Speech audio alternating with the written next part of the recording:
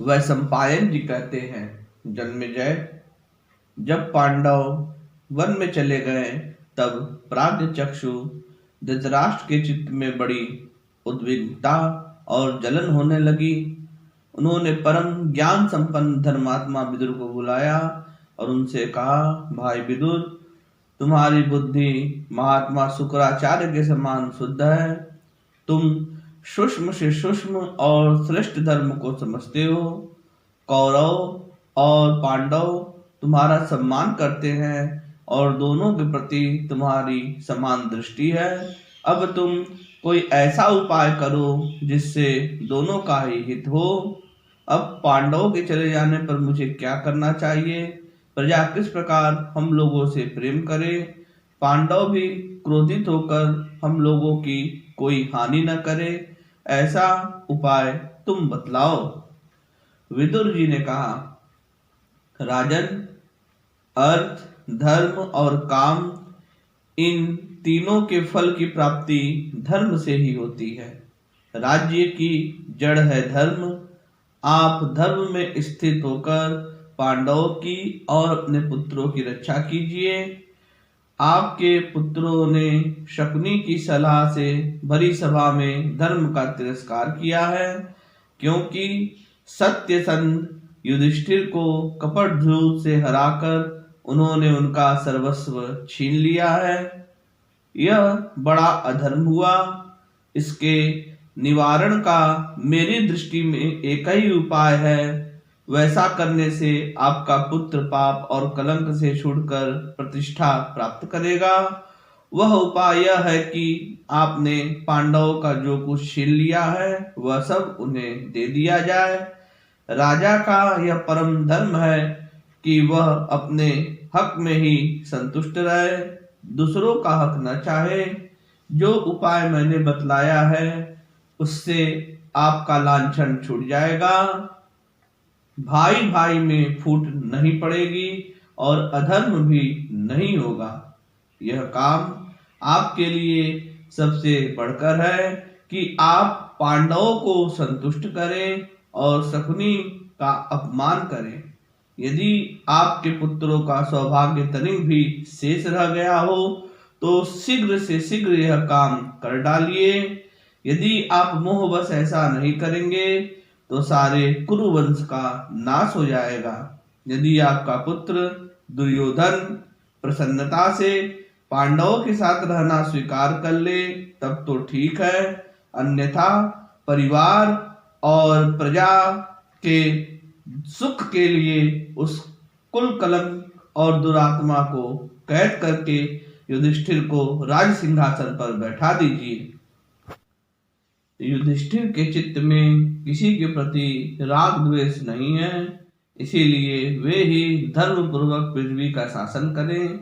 यदि सब लोग मेल मिलाप से रह सके तो पृथ्वी के सभी राजा हमारे सामने वैश्यों के समान सेवा करने के लिए उपस्थित हो जाएंगे।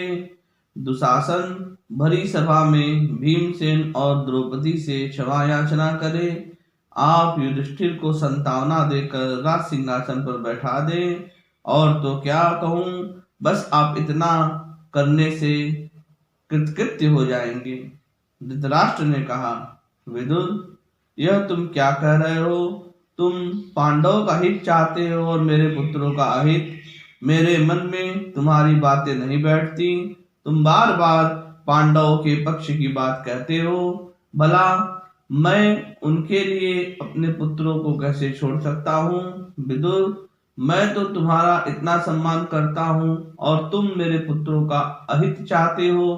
अब मुझे तुम्हारी कोई आवश्यकता नहीं है। तुम्हारी इच्छा हो तो यहाँ रहो अथवा चले जाओ। इतना कहकर धृतराष्ट्र उठ खड़े हुए और झटपट महल में चले गए। धृतराष्ट्र की यह दशा देखकर विदुर ने कहा, अब कौरव कुल का नाश अवश्य भावी है। ऐसा कहकर उन्होंने पांडवों से मिलने के लिए यात्रा की। यूं तो विदुर जी के चित्त में सर्वदा ही पांडवों से मिलने की लालसा बनी रहती थी, परंतु आज धृतराष्ट्र के व्यवहार से उन्हें उसका पूरा करने का अवसर मिल गया। और उन्होंने एक रथ पर सवार होकर काम्यक वन की यात्रा की। उनके शीघ्रगामी घोड़ों ने थोड़े ही समय में उन्हें वहां पहुंचा दिया। उस समय धर्मात्मा युधिष्ठिर ब्राह्मणों, भाइयों और द्रौपदी के साथ बैठे हुए थे। उन्होंने देखा और दूर से ही पहचान लिया कि विदुर जी बड़ी शीघ्रता से हमारे पास आ रहे हैं। युधिष्ठिर ने भीमसेन से कहा, भाई पता नहीं इस बार विदुर जी यहाँ आकर हम लोगों से क्या कहेंगे। तदंतर पांडवों ने उठकर विदुर जी की अगवानी की, स्वागत सत्कार किया। विदुर जी भी यथा योग्य सबसे मिले। विश्राम के अंतरतर पांडवों ने उनके पधारने का कारण पूछा। तब उन्होंने धृतराष्ट्र के व्यवहार का वर्णन किया। कुशल प्रश्न समाप्त हो जाने के पश्चात विदुर ने कहा, धर्मराज, मैं आपसे बड़े काम की बात कहता हूँ। जो मनुष्य शत्रुओं के दुख देने पर भी क्षमा कर देता है और अपनी उन्नति का अवसर देखता है, साथ ही अपनी शक्ति और सहायकों का संग्रह करता रहता है, वही पृथ्वी का राजा होता है। जो अपने भाइयों को अलग नहीं कर देता, मिलाकर अपने साथ रखता है, उसके ऊपर कभी विपत्ति भी आ जाए तो सब लोग मिलजुल कर उसको सहन करते हैं और प्रतिकार भी। इसीलिए भाइयों को अलग नहीं करना चाहिए।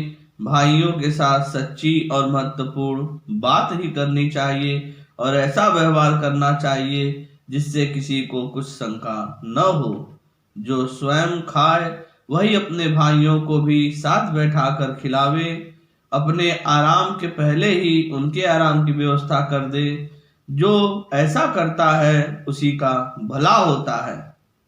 युधिष्ठिर ने कहा, चाचा जी, मैं बड़ी सावधानी के साथ आपके उपदेश के अनुसार काम करूंगा और भी आप हम लोगों की अवस्था और समय के उपयुक्त जो कुछ ठीक समझते हो बतलावे। हम लोग आपकी आज्ञा का पालन करेंगे।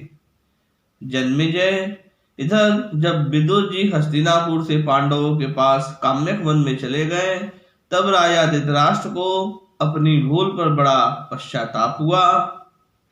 वे विदुर का प्रभाव, नीति और संधि विग्रह आदि की कुशलता का स्मरण करके सोचने लगे कि अब तो पांडवों की बन गई, उन्हीं की बढ़ती होगी। धृतराष्ट्र व्याकुल हो गए और भरी सभा में राजाओं के सामने ही मूर्छित होकर गिर पड़े। जब होश हुआ तब उन्होंने उठकर संजय से कहा, संजय, मेरा प्यारा भाई विदुर मेरा परम हितैषी और धर्म की साक्षात मूर्ति है। उसके बिना मेरा कलेजा फट रहा है। मैंने ही क्रोधवश होकर अपने निरपराध भाई को निकाल दिया है। तुम जल्दी जाकर उसे लिवा लाओ। विदुर के बिना मैं जी नहीं सकता। मेरे प्राणों की रक्षा करो। धृतराष्ट्र की आज्ञा स्वीकार करके संजय ने काम्यक वन की यात्रा की। काम्यक वन में पहुंचकर संजय ने देखा कि धर्मराज युधिष्ठिर मृगशाला ओढ़े अपने भाई और विदुर जी के साथ हजारों ब्राह्मणों के बीच बैठे हुए हैं। संजय ने प्रणाम किया और पांडव ने उनका यथायोग सत्कार किया। विश्राम और कुशल मंगल के पश्चात संजय ने अपने आने का कारण बतलाते हुए कहा, विदुर जी, राजा धृतराष्ट्र को आपकी याद आ रही है। आप हस्तिनापुर चलकर उन्हें दर्शन दीजिए और उनके प्राणों की रक्षा कीजिए। विदुर जी ने संजय के कथनानुसार पांडवों से अनुमति ली और फिर हस्तिनापुर लौट आए। विदुर से मिलकर धृतराष्ट्र को बड़ी प्रसन्नता हुई। उन्होंने कहा, मेरे प्यारे भाई, तुम्हारा कोई अपराध नहीं है। यह बड़े सौभाग्य की बात है कि तुम सकुशल लौट आए। तुम्हें वहां मेरी याद तो आती थी न। तुम्हारे जाने के बाद मुझे नींद नहीं आई। मैं जागृत अवस्था में ही अपने शरीर को श्रीहीन देखता था। मैंने तुमसे जो कुछ अनुचित कहा उसके लिए मुझे क्षमा कर दो। विदुर जी ने कहा, राजन, आप मेरे पूजनीय हैं और बड़े हैं। मैंने तो आपकी बातों पर कुछ ध्यान ही नहीं दिया था। अब भला उसमें क्षमा क्या करना? आपके दर्शन के लिए ही मैं यहाँ आया हूँ। मेरे लिए पांडव और आपके पुत्र एक से हैं, फिर भी पांडवों को असहाय देखकर मेरे मन में स्वभाव से ही उनकी सहायता करने की बात आ जाती है। मेरे चित्त में आपके पुत्रों के प्रति कोई द्वेष भाव नहीं है। इस प्रकार दोनों एक दूसरे को प्रसन्न करके सुख से रहने लगे। जय श्री कृष्ण।